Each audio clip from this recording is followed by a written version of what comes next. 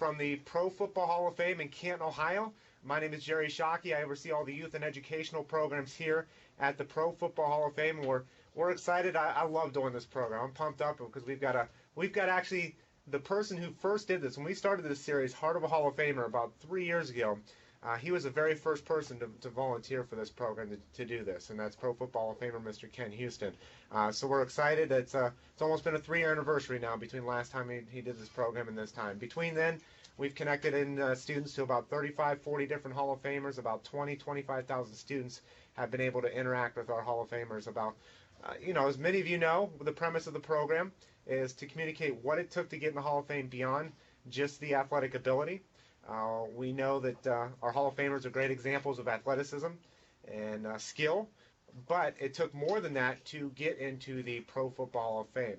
It took those 6 pillars that you guys are studying, the trustworthiness, the respect, the responsibility, fairness, caring, and citizenship, took all those things to make it into the Pro Football Hall of Fame. And most of our Hall of Famers, and Mr. Houston is a great example of this, have gone on to excel to Hall of Fame careers, so to speak, after their playing days.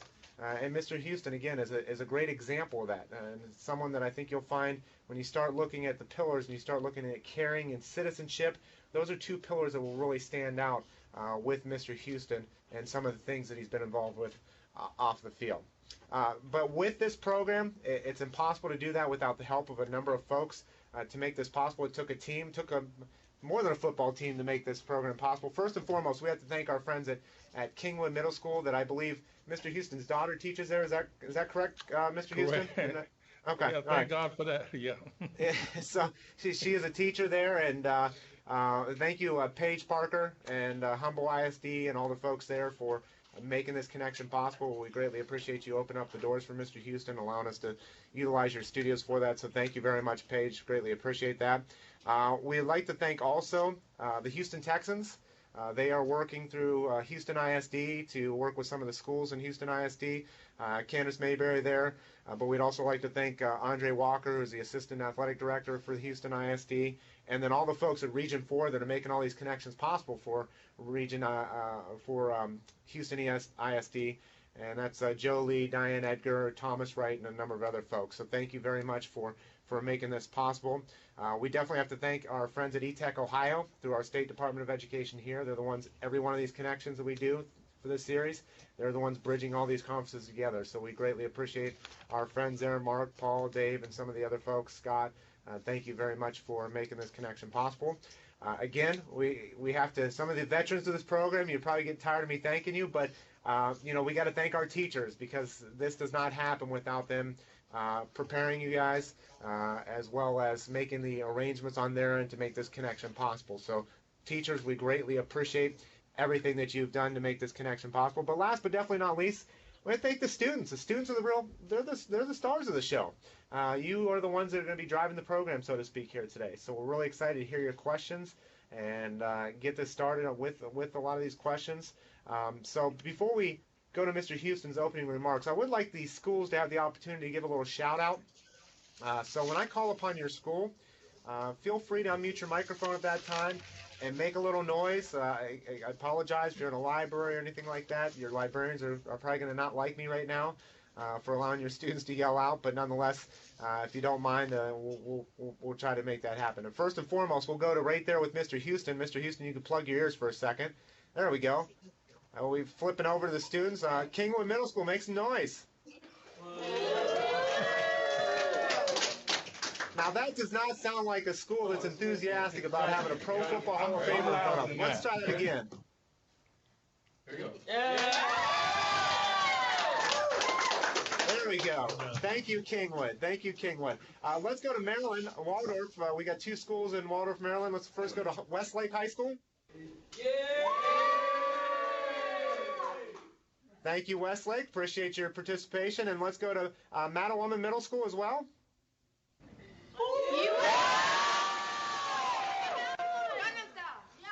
All right, thank you. Enthusiastic.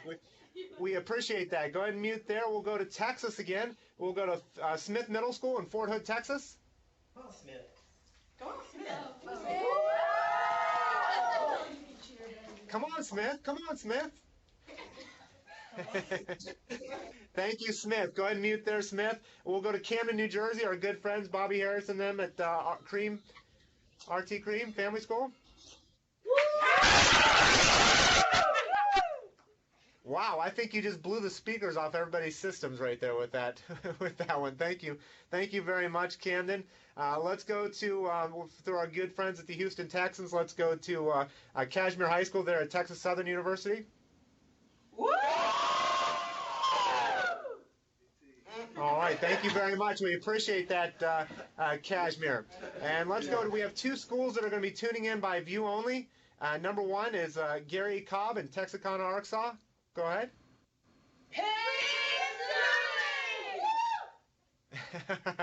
Thank you. We do like the choreographed intros as well, so thank you very much. And last but definitely not least, I haven't heard if they've got connected yet, but Post Oak Middle School, Spotsylvania, Virginia. Okay. All right. Thank you very much, and hopefully they will get connected. But nonetheless, they're veterans of the program, so I'm sure if they are able to, they will get connected, no problem. But anyhow, I like to get to the introduction of our Pro Football Hall of Famer, Mr. Ken Houston. Let's go to a little bit about his bio. First of all, he was 9th round pick in the 1967 draft. He was traded to the Washington Redskins for 5 players in 1973. He was acclaimed as the NFL's premier strong safety of the 1970s. Excellent speed, quickness, size, and a punishing tackler. He intercepted 49 passes for 898 yards and 9 touchdowns. Also scored on a blocked field goal, fumble, and a punt return. He was named to 2 AFL All-Star games and 10 Pro Bowls. He was All-Pro or All-NFC, AFC 8 of 9 years from 1971 to 1979. And then in 1986, Mr. Houston was bestowed with the highest honor that a player can receive, and that's being enshrined into the Pro Football Hall of Fame. Now, that's a little bit about his on the field. Let's listen to his off the field as well. He has worked as an academic counselor for at-risk special education, homebound, and hospitalized students in the Houston Independent School District. Mr. Houston, as his coworkers referred to him as, coordinated academic testing for the 200 to 300 general and special education students in the district's special education and community services program. And I think this is just a great quote, and maybe some of the folks from Houston ISD may or may not know this person, but this is from Brenda Griffin, who was the secretary in the office where Mr. Houston worked, and she just simply said he is a real compassionate person, a very beautiful person. Some of the students leave, and they call just to talk to him. We have children who are repeat offenders with drugs in the program, and they always call him when they need someone to talk to. So that's the caliber of person that you guys are talking with here today, is someone that even when your deepest troubles that it might be, that they're calling him for advice, for just talking to, or just to be an ear to listen to their problems. Houston's annual celebrity golf tournament raises money for Texas Children's Hospital. Those who work with Houston say he makes his biggest impact on kids in need. His career in education has spanned about 3 decades.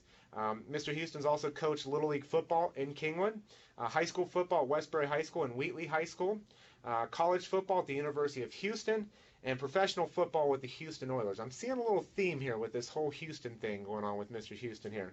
I think the best quote that I've seen on him is that the GM with the Washington Redskins once said that Kenny is a better man off the field than he is on the field, and I think that definitely summarizes Mr. Houston. So let's go ahead and go to a video. Let's see a little bit about him on the field. 6'3", 200-pound Ken Houston was a natural at the strong safety position. This prototypical defensive back was a punishing tackler and an elusive runner when the ball was in his hands.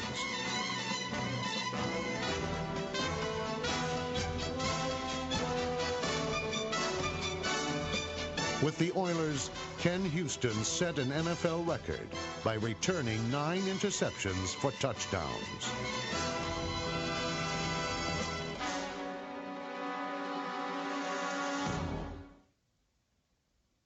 So if you all unmute your microphones for a second and join me in giving a warm round of applause to Pro Football Hall of Famer, Mr. Ken Houston.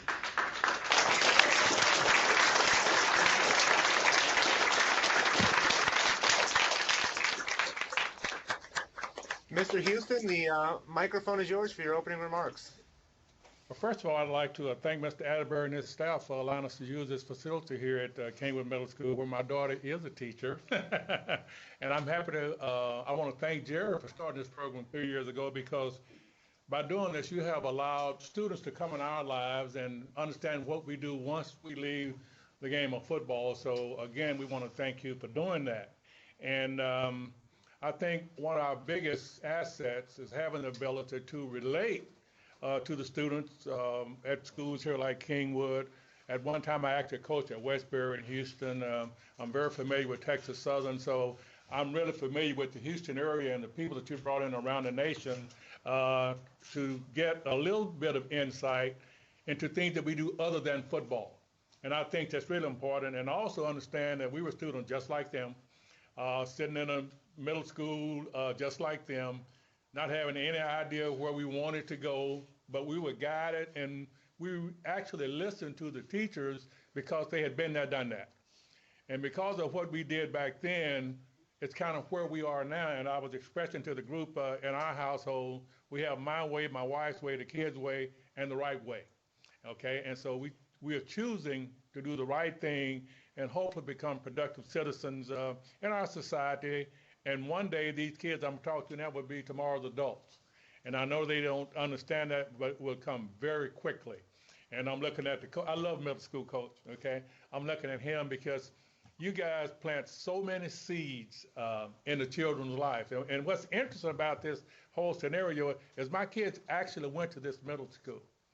And so not knowing where it was headed, I'm back here again today. So you leave this legacy of the places that you've been, the people that you've touched. And the scary thing is that, yes, one day you will be an adult, and you will be raising children, and you will be teaching school. So I'm going to suggest to you one thing. When you come to the school system every day, give it your best shot. Listen and learn.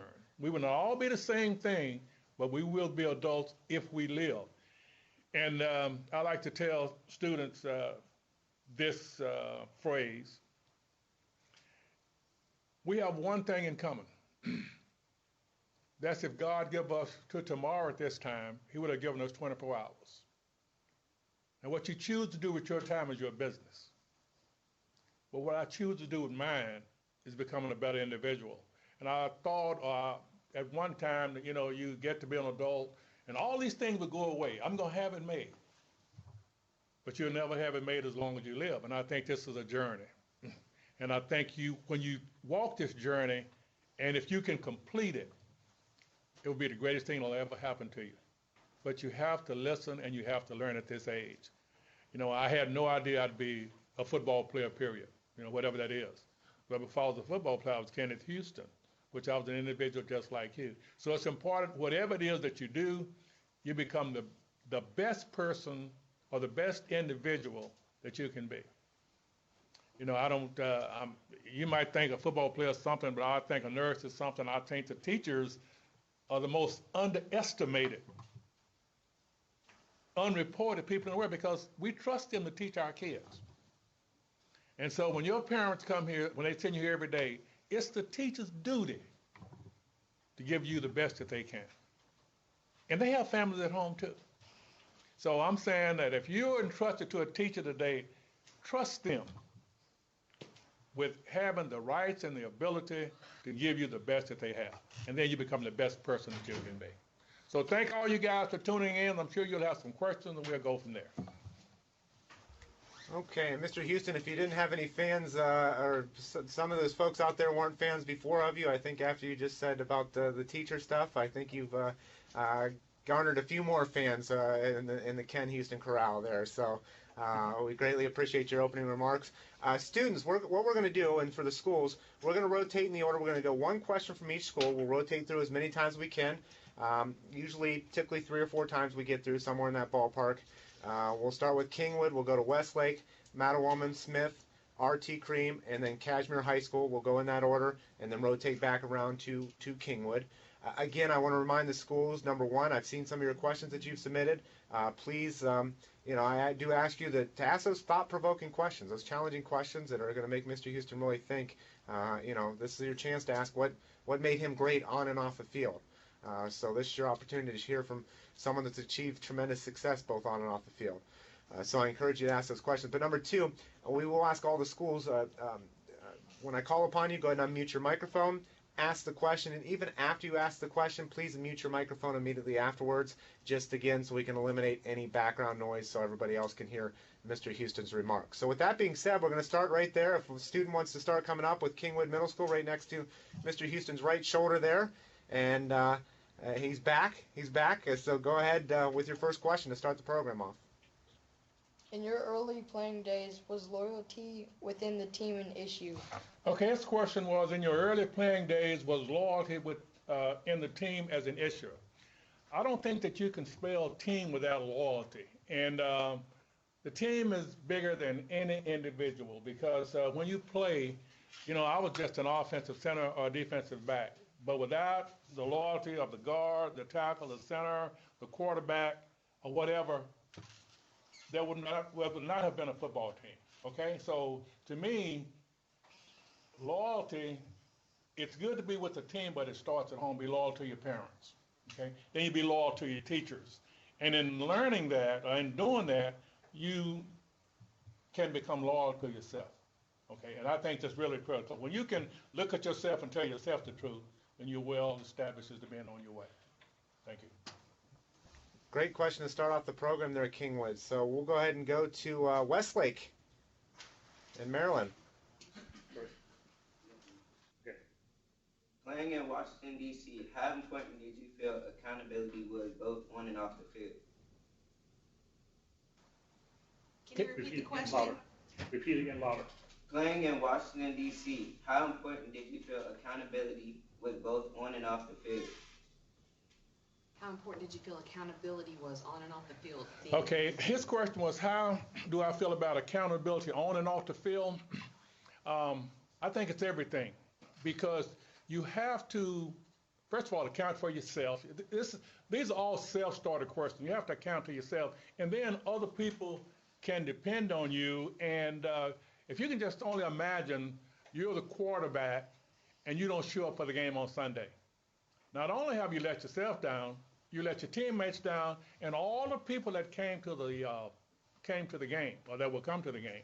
And so you have to think again when you ask these questions, and I think that's really, really good. They all start with self, and that's a really important question. You have to be loyal. Okay, thank you very much, Westlake. Let's stay there in Maryland and go to Mattawaman.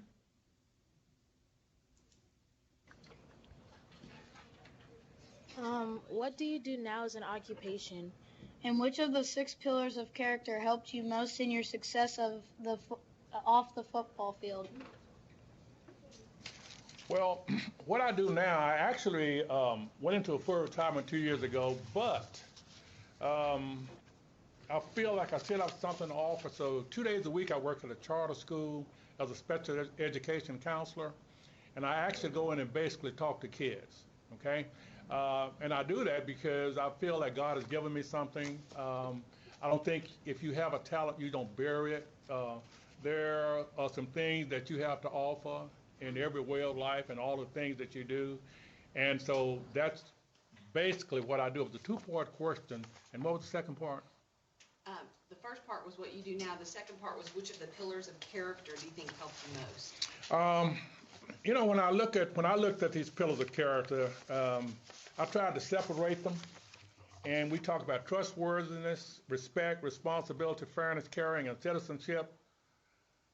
I think all of these make one. I think all of these come into one and build an individual. So it's hard for me to separate the one that I would take above the other. You need them all. And so if you can base your life on all these things that are here, then you're going to become a complete individual. Okay, thank you very much, Mattawaman. Let's go to Smith Middle School, Fort Hood, Texas. In pursuing excellence, who in your life inspires you and how do they inspire you? In pursuing excellence, who in your life inspires you and how do they inspire you? Well, the question was, who in my life inspired me and why did they inspire me?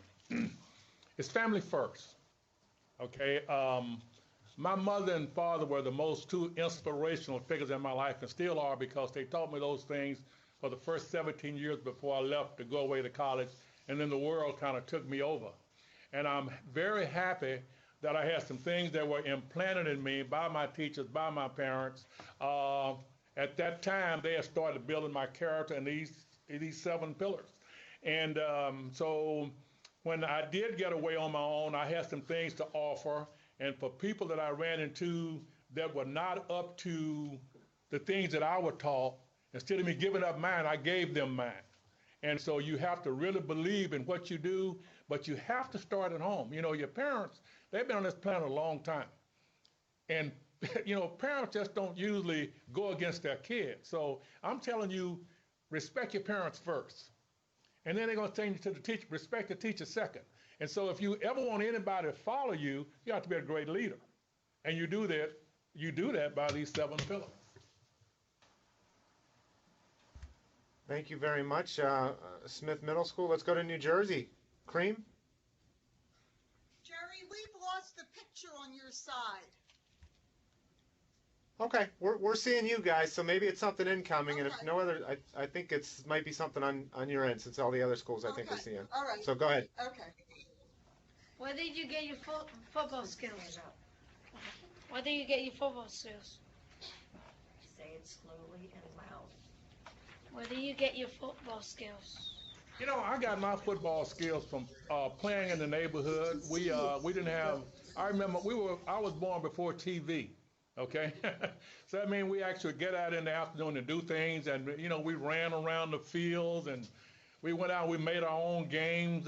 We made our own what we called back then Tom Walkers, and if you wanted a gift, you had to go out and make it. I was born up in a little town called Lufkin, Texas. At the time it had maybe 13 or 14,000 people, and we spent an awful lot of time outside. And I didn't realize I could run until I started running against somebody. We ran everywhere we went. You know, there was no cars to go to the store, or you walk to the movies, and so you were just born, you were built for speed. You ran to get away from dogs, you know, you ran to get away from bullets, you ran to get away from everything. And so it was a lot of guys. What's really interesting about the little town now, I think the population is 30,000, and I was up a couple of weeks ago, and I probably saw from the year of 1963 or 62 until now, and the latest being Dez Bryant, there were probably 30 guys that ended up playing on some professional team. And we only had 35 guys on the football team when I was playing, and about 6 of those guys ended up playing pro ball. So it was the gift that the community gave back to the kids. And that was just that you get out and you do what you can do, and you have to get away from the media a lot, the media that keeps you sitting still in order to develop into what you can be. And when we talk about those skills, Mr. Houston, you know, developing your skills, one of the things that's I find that we reiterate with doing this program 30 or 35 different times is that our Hall of Famers, one of the things that allow them to strengthen their skills and their abilities is that they surrounded themselves with positive people. You know, they surround themselves with coaches and people in place, and then allow those people to help them. So, can you make any comments to that? Yeah, please let me do that. You know, and I know right now the National Football League, they have a program going on this year where they're encouraging kids to get up, get out, and do things. And if you go around to the schools nowadays, every school has a program. Kids are very well taught in individual drills. As a matter of fact, their skill level will be much greater than ours were coming up because of the things, the advancement in the way of teaching things. So I would encourage them to go to a coach, go to a program after school, and develop their skills because the tools are out there. And the National Football League is one of them that's doing that. And I think that's important for students to realize, not only on the field, but, you know, to sharpen your tools off the field as well. You know, sports, we always seem, if we have a problem in sports, we go to our coaches. We have no problem going to our coaches saying, hey, I'm having trouble shooting foul shots. I'm having trouble catching the ball. I need to work on strength, or whatever it might be. We have no problem going to our coaches. But for some reason, because it's thought as uncool, or maybe you think you look dumb or something like that, we don't do the same thing in the classroom. We don't ask teachers for help because we don't want to look foolish in front of the students.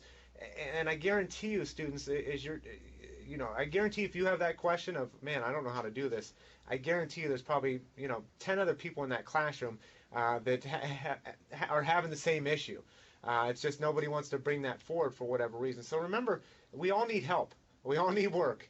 And there are a lot of positive people, whether it's our coaches, whether it's our teachers, whether it's our parents, whether it's our pastors, whether it's our community rec center leader, whatever it might be. There are positive people that you can surround yourselves with in your life that are willing to help you. And we just need to be honest with ourselves and say, hey, I need help in this area. And I need to seek advice on that area. Here's the people that are in my life. Who's going to help me the best with that? And go seek that advice. So I think that's really important to keep in mind in all elements of life. Let's go to Texas Southern there at Kashmere High School. If you got a question, go ahead. Being able to stand in the position that you are in today, what are some life lessons that you were taught? Well, I'm still on that journey. I thank God, first of all, that I was given the ability to play the sport. I didn't have any idea of becoming a Hall of Famer or the advancement in my career because I did become a Hall of Famer. But the most important lesson to me is that yesterday was yesterday, today is today, and tomorrow will be tomorrow. And every day I have the responsibility to grow more and then to give back.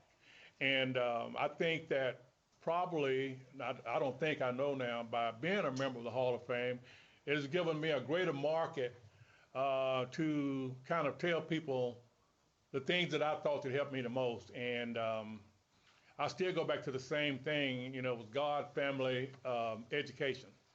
And I think if you can instill those three things along with the 7 pillars, and I know when you say that, you talk about trustworthiness. You talk about loyalty. You talk about those things. So when I do get a chance to speak, a lot of times it's not about football. As a matter of fact, if you were around me without knowing that I was in the Football Hall of Fame, you would probably never know it because not that I'm not proud of it, but it's just so many other things that I need to talk about before we get to that point. Just like there's so many things that you need to do in your life before you can get to the team and develop the skills that God has essentially given you. So I think that that's the message that I would have to the people that are involved. Okay, and thank you, Kashmir. Great question there. Let's go back to the top again. Let's go to Kingwood. Okay. Come right up there. Who's our lucky participant number 2? Young lady there, go ahead. What's your name? Katie. This is a question from Katie. Did you participate in any opportunities to volunteer during your career? If so, how did that affect your life after retirement? Okay. Our question was, did you participate in any opportunity to volunteer during your career? If so, how did that affect your life after retirement? And I think that anyone who has ever been associated with the National Football League or the Hall of Fame, pretty well all our work is volunteer work. As a matter of fact, this morning is a voluntary type thing I do. And again, I want to thank Jerry Shockey for doing this because it's about commitment. And our commitment is not always to ourselves. It's about the other students, to other people, and things like that. And so I just think I'm a volunteer, period.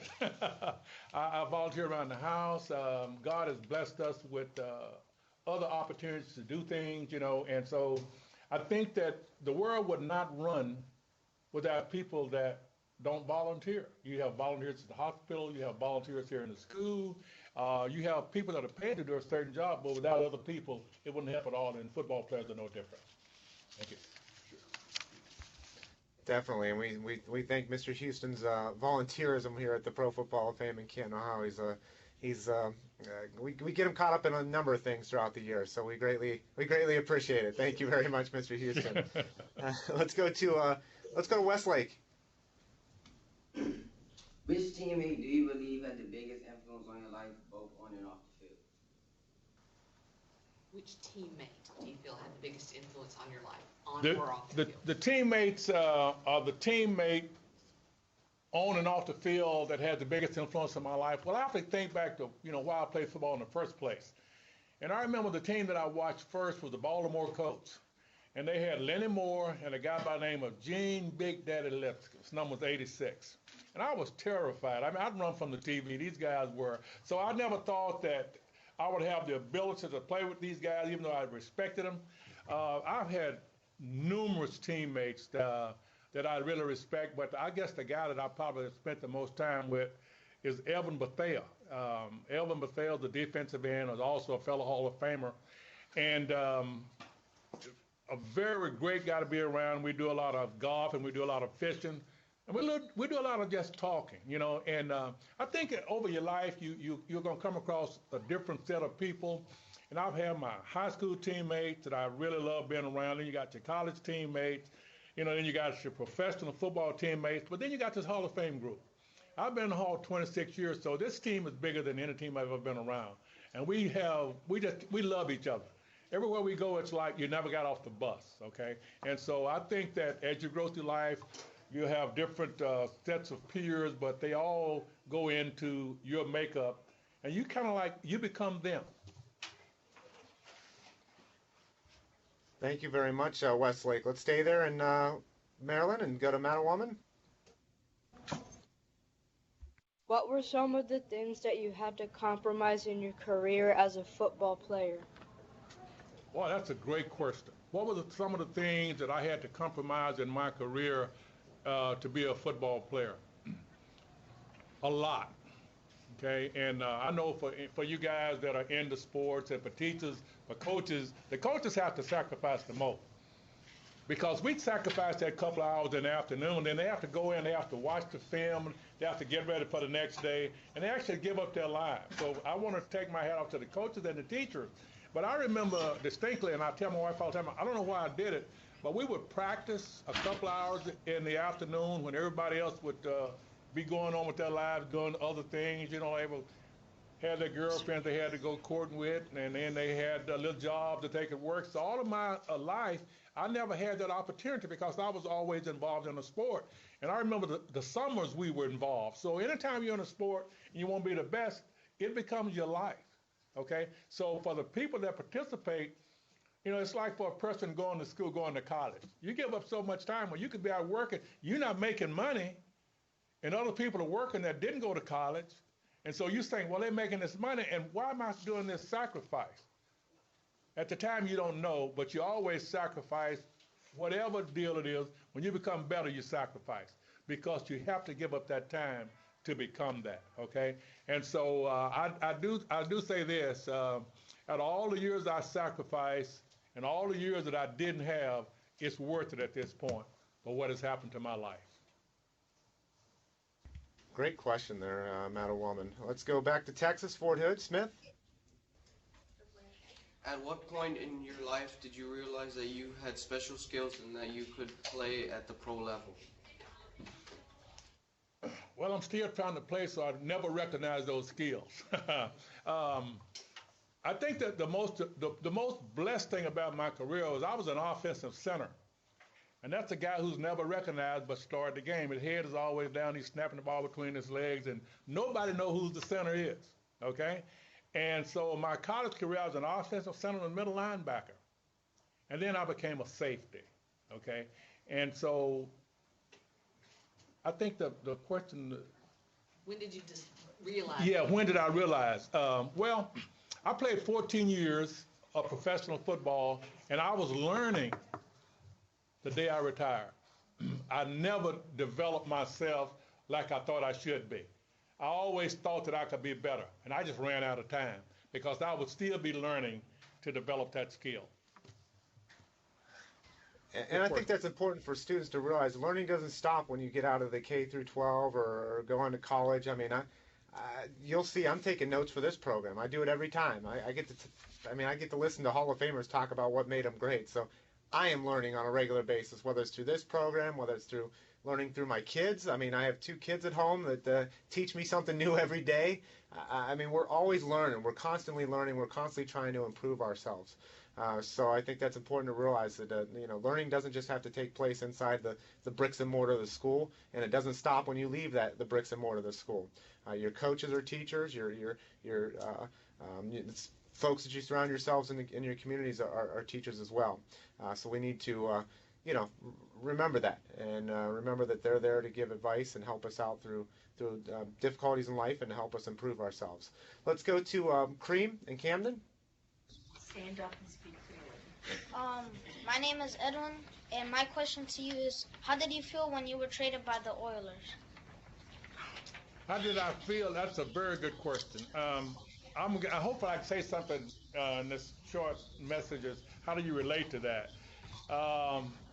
First of all, I had some very good years with the Oilers, and I had just signed the contract and was promised that I wouldn't be traded. And I signed that contract, and the ink wasn't wet, and I got this phone call saying that I had been traded to the Washington Redskins. And actually, I cried. And my wife was teaching school at the time at Ross Sterling in Houston, and I got in the car that morning, and I drove over to tell her that we had been traded. And this was so foreign, and I'm thinking, this is like a dream that I'm not getting out of. And so I was traded, and I remember Sid Gilman, who's a fellow Hall of Famer, was the guy responsible for trading me. And I remember going to his office and asking him if I had been traded. And he said, "Well, come in, let me talk to you." I said, "No, you need to answer this question first." And he did, and I immediately turned around, left the room, and we didn't talk about it until maybe 8 or 10 years later, because I just didn't want to talk to him. But sometimes things happen to you in life, and you think it's a bad thing, and it was the best thing that ever happened to me. I got a chance to get with the Redskins. It was a great team, had some great teammates, and it broadened my career. But initially, it was like your girlfriend quit you. I mean, it was shocked, okay? But after I grew out of that, now that I've put my life together to this extent, I love the fact that it happened. I had friends in both places. I get to travel around the country, met a lot of people I didn't know. And I also understand now the world is a very big place, and a lot of things can happen. So when things happen to you, you just thank God that it happened, and you make the best of it. Thank you very much, and I'm sure we've probably got some Redskins fans there in Maryland, so I'm sure they appreciate hearing you enjoyed your move to the Washington Redskins. So let's go ahead and go to Kashmere High School. How you doing today, sir? People tend to believe that athletes and students from Kashmere Senior High School will not make it in life because of the area that we come from and the difficulties we face. We know that this statement is not true, so how can we turn this negative belief into a positive one? Well, that's a great question, and I would dare you this morning to go back to your coach and ask him about a guy named Delvin Williams, who's a tremendous football player, tremendous. He came out with J.B. Kane, who was at Booker T. Washington, and you can go to Otis Taylor at Worthing. You can go to any school in Houston, and I'm very familiar with Kashmere. And I know the amount of talent they've had there because, see, life is not on a school basis, on an individual basis. And so wherever you go, if that character's in you, you can develop and become anything you'd like to be. So you're not limited by your walls, where you were born, what you're doing. It's about what you want to do and who you are, the person that's inside the person.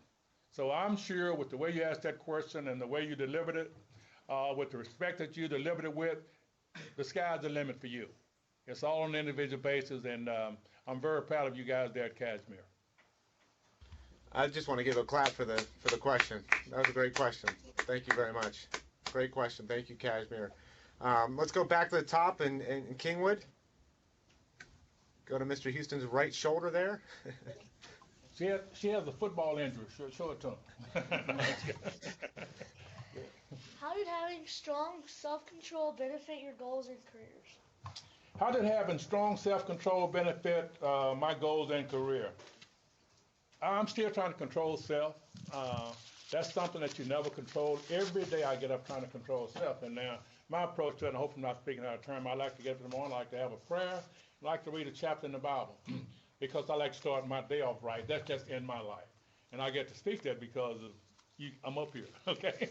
And it's not to, hopefully I didn't offend anybody of what I said, but it boils down to the personal character that you have.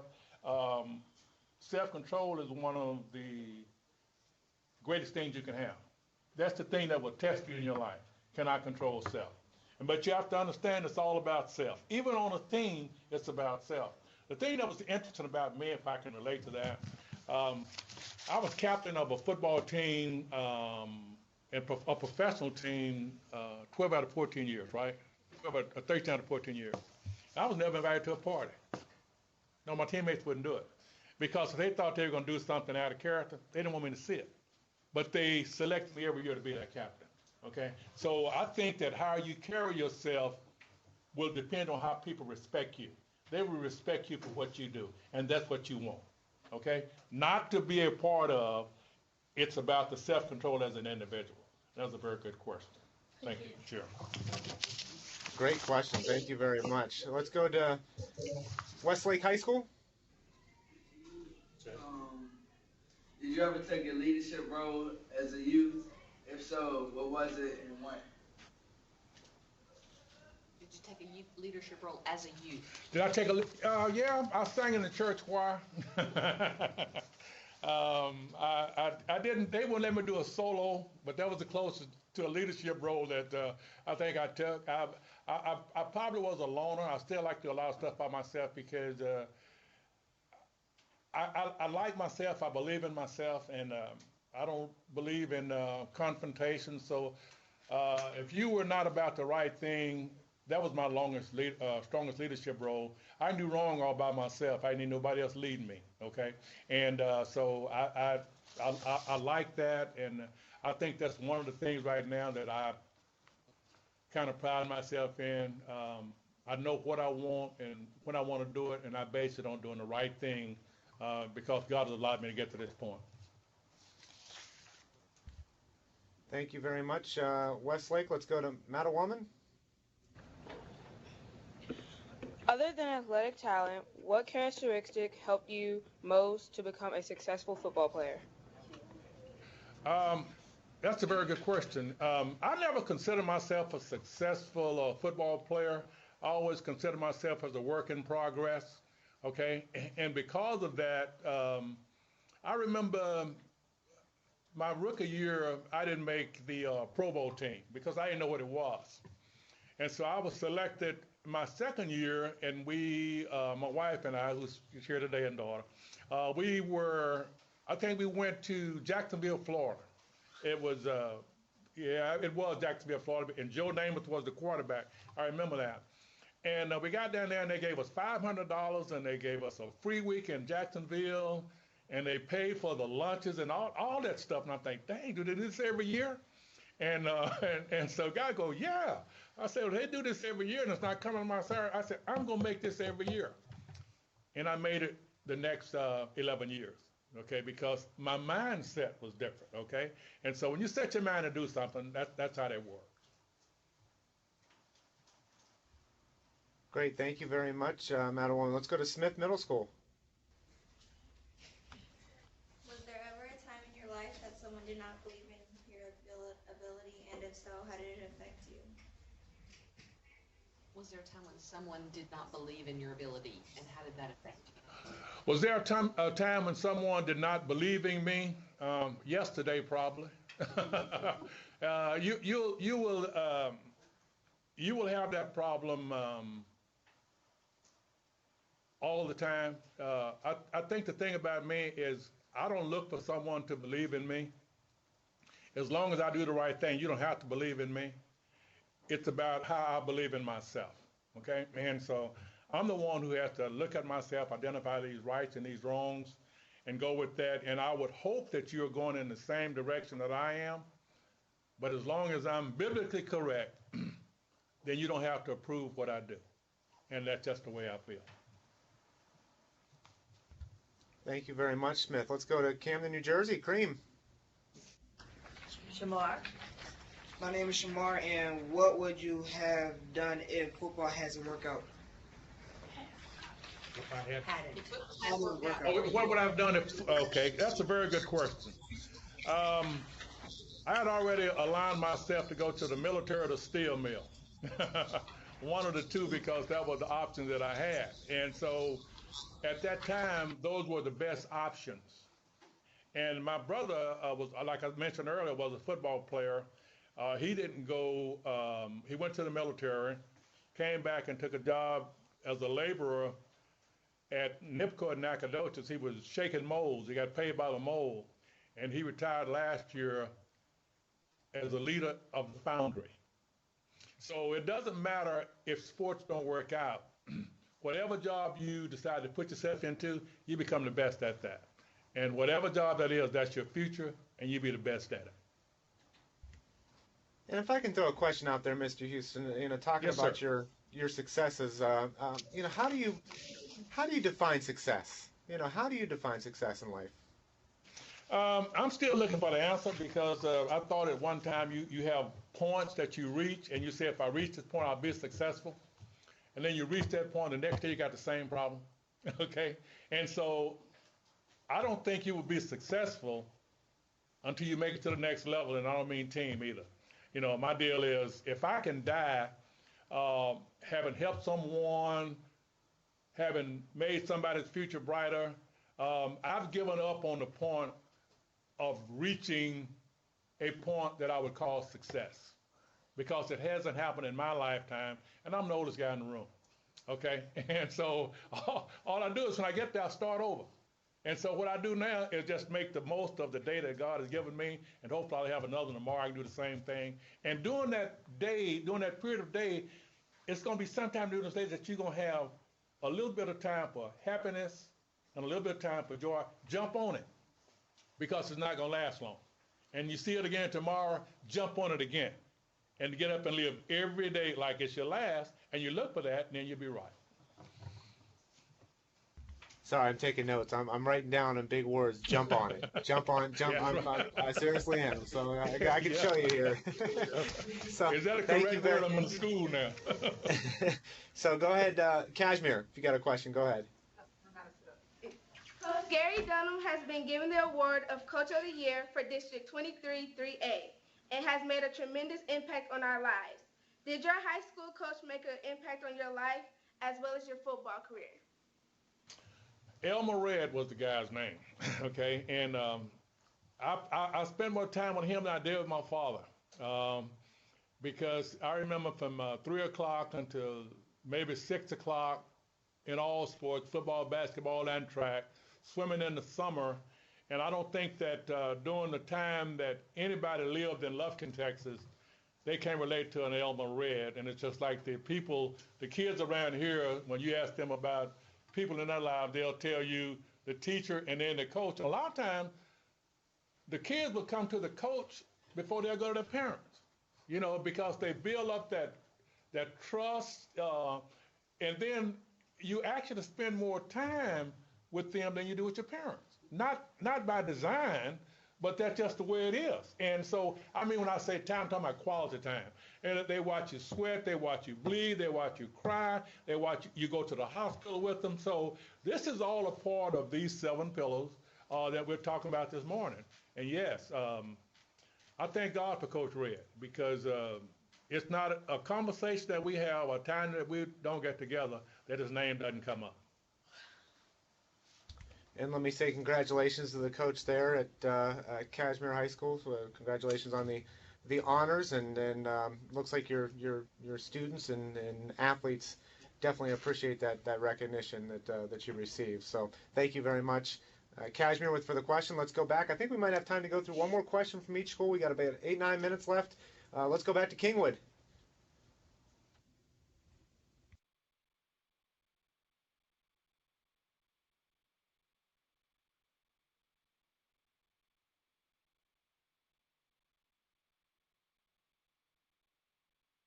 More reliable person off the field. Sorry, we were muted Go for a ahead. second. Yeah, you were muted there. Thank you. Okay. Did honoring your commitment on the field help you become a more reliable person off the field, and how? Yes, and I'll give you my best example. My wife came here with me this morning, and if I have an affair that's started at 9:30, If I'm here at 9:30, I'm late. Okay? I'm late. And so you have to understand in professional football, if you're late, it can cost you anywhere from $500 to maybe $3,000 because if you miss the plane, you got to buy your own ticket, and you miss the meeting, you're fined for that. You might as well not play that week. Okay? And so what happens is life is a commitment. It's no different than anything else. Every day you get up, you have a commitment. I don't see how you can get up, and I'm sounding like a coach now, and not do nothing. You have to do something. So all your life, you're committed, whether you like it, whether you know it or not. And if you're not committed to yourself, be committed to your parents. If you're not committed to your classmates, be committed to your teammates. So just make sure you have a commitment, and it will develop you and make you a better person. Great question there in Kingwood. Let's go to Westlake. Okay. Which pillar do you feel helped you the most with obstacles you face both on and off the field? Which of the pillars do you think helped you the most? I looked at that, and I've looked at it several times this week, and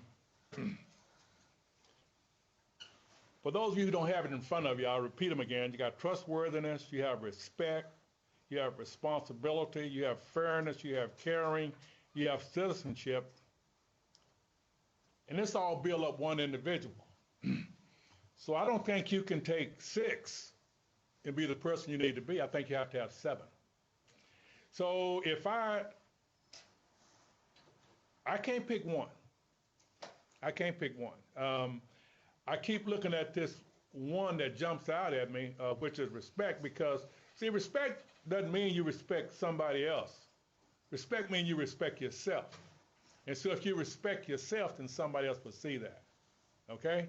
And if you have respect, then all the rest of this stuff kind of falls in place. But again, I think I want to thank Jerry for that, because, normally I just look at something and look at it and not have to internalize it and just go at it. But with this, I can't do that. I have to think.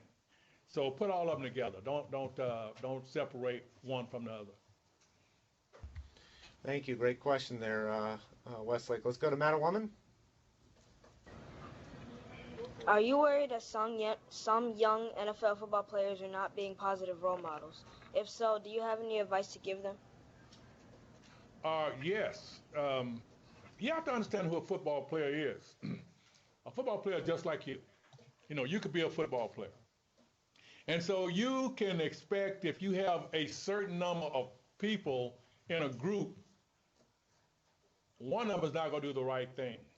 What happens in sports is this guy is singled out, okay? And what you should be, because you did something wrong. It's not a way out around doing that. But when you do that, when you have a teammate, it's just like your classmate in the classroom. Go to him as an individual and say, you know what, this is not the right thing to do, okay? I don't think that you should do this. And you have to understand, football players are just middle schoolers grown up. We were not cut out of a mold. We're no different than anybody else. You just morphed into this football player. And so what you want to do, you want to change your behavior along the way. Listen to the people that are in charge of you, and hopefully when you get to that, then your character won't be a problem. And I think there's a couple important things. That was a great question, too, because there's a couple important things to remember. Is that when you guys see in the news of a player doing something that's you would determine as maybe a bad judgment or bad character, there's 9 other guys that are doing great things in their communities, that are doing things like Mr. Houston and these NFL athletes are in communities all across the country doing what they want to do and working in their communities, helping build rec centers, helping high schools, teachers, all kinds of different things that these various individuals are involved with. So not everyone you see bad, remember there's 9 good. It's just unfortunately it doesn't get covered as much, obviously, for obvious reasons, because that's what we, as American citizens, for whatever reason, we like to consume that bad information. But number 2 is remember, I see we have some high school students that are tuned in here, and obviously I think in Kashmir there are some high school football players there. Remember, being a positive role model isn't just for NFL athletes. you high school students are out there. Trust me when I say your middle school and your elementary school students are watching you, watching how you carry yourself on the field, how you carry yourself off the field, and they want to be like you when they grow up. Because I remember being in 5th, 6th grade, I got to go to a high school basketball game. We got to go in the locker room afterwards to meet our high school players, and it was the best thing. It was a professional athlete to me at that time. So remember that you are positive role models as well. And you need to carry yourself in such a way that reflects yourself in a good manner. Because you not only represent yourself, your families, your community, your coaches, and everybody else. So just remember that as well, that you guys are positive role models as well. Let's go to, let's see, who was that just asked the last question? I got wrapped up. I think we're at Smith. Because you're famous, do you feel more pressure on having good manners or being more polite? Do you feel more pressure to have good manners or be polite because of your Yes, I do. I feel like, it's interesting about, and I know it doesn't mean anything, but once you are put in a position, it's almost like a teacher going in a store. You feel obligated to speak to everybody there, even though you don't know them. Okay, because what happened, they go, well, this person didn't speak to me, whatever. So I'm aware every day that I'm a Hall of Famer. So I do have, it has put me into a responsibility that I kind of readily accept, to some degree, because there are expectations, and there may be more people watching me than a person who's not doing, even though it shouldn't be like that, not doing the same thing. So any person's character should be at the top of their responsibility, and I'm no different when it comes to something like that. Okay, let's go to Cream, and then last question of the program, we'll go to Kashmir. The screen now. Thank you. Good afternoon, Mr. Houston. My name is Mason, and my question is, who was the toughest wide receiver you had to cover in your football career? That's a great question, and I'll answer like this on any given Sunday, okay? Because all those guys are good. They're professional. You go in there and you want to sell one that's a little bit different or whatever. They're all professional athletes. They all have developed skills that they've honed, and you couldn't give up. But I think that one come to mind, back during my era, and there's every era you got great players. But Paul Warfield kind of jumps out to me. He was very distinct in what he did. Not a very big guy, but I guess that football vernacular, if you didn't watch what you were doing, you would be on your head because he could spin you around with the moves that he made. He had great hands, and he's a fellow Hall of Famer. And actually, we're going to be doing this program with Mr. Warfield here at the end of February. So good name that you brought up. But I think students, the important thing to remember is that we have obstacles in the form of wide receivers like Paul Warfield, in the form of a test you might take in school, in the form of a project that you might have, whatever it might be. But the key to Mr. Houston's success in that, and the key for us to be successful in a project that we're doing or a test that we're taking, it's in the preparation. It's in the preparation, studying and doing those things necessary to make sure that you're at your fullest potential. When it's time to take on Mr. Warfield or take on that test or take on that project, that you're giving it your all, as Mr. Houston's already said about giving it your all. So I think that's another thing to remember. Last but definitely not least, let's go to one last question. Kashmir to close the program, and then we'll ask Mr. Houston for his closing remarks. Good morning, sir. A lot of our athletes are members of an organization called Positive Trendsetters. What suggestions would you give to help us encourage the other students to exemplify positive behavior and characteristics? I've been impressed with the way you guys handle yourselves and the questions you've asked at Kashmir. And all I can add to is to continue to do what you're doing. You seem to have a pretty good organization here on campus. All you guys seem very, very determined. So I would ask that you take what you're doing back to the students in the hallway. And with the role models that you've shown that you have there for me this morning, I would only say keep doing what you're doing because somebody's there doing a great job. And thanks for tuning in. And Mr. Houston, out of all the things you shared today, if there's anything that maybe you would like to bring up or anything you'd like to reiterate just to close the program? Well, first of all, I'd like to thank them for listening to me for an hour. I've learned a lot with the questions they've asked. Your future's in front of you. At this point, you do anything that you'd like to do. And I'm sure a lot of you guys, they have a lot more stuff that you can do than we did, that was afforded us back during that particular time. So, take this back. Don't let it stop here. Develop these things that you've been asked, okay? And take them with you, and just kind of, put them on your mirror in your room, okay? It's all about character. What kind of character would you like to? What would be the things that you'd like to do, and then do it, because it's an individual effort. So again, I'd like to thank the Hall jurors, you guys, for doing this, and I'd like to thank people here at Kingwood Middle and the people that tuned in, and it's been great for me, and I've been helped by it, and I will try to grow from this conversation. And Mr. Houston, just on behalf of the Hall of Fame, for myself and Joe Horrigan, Dave Mott, Steve Perry, you know the gang here a lot. Most of us have been here a long Tell time. the group I said hello. Yep. I will do, and thank you very much for taking time out here today for doing this. Thank your wife as well for helping coordinate all this stuff and making sure you're there on time and all that good stuff. So thank you very much, Gusty. I appreciate that. And last but definitely not least, I want to thank all the folks who tuned in, all the schools, Kingwood, Westlake, Mattawoman, Smith, RT Cream, Cashmere, Gary, Cobb, Post Oaks, the Texans, Houston ISD, Region 4, E-Tech, Ohio. It took, as you can hear, a team to help make this possible. So we greatly appreciate it. The conference is about to end. And that's good timing because it's just about to end. So we appreciate everyone's attendance, and we hope to see you here in Canton, Ohio someday. You can check out Mr. Houston's bronze bus on display. So thank you, and take care.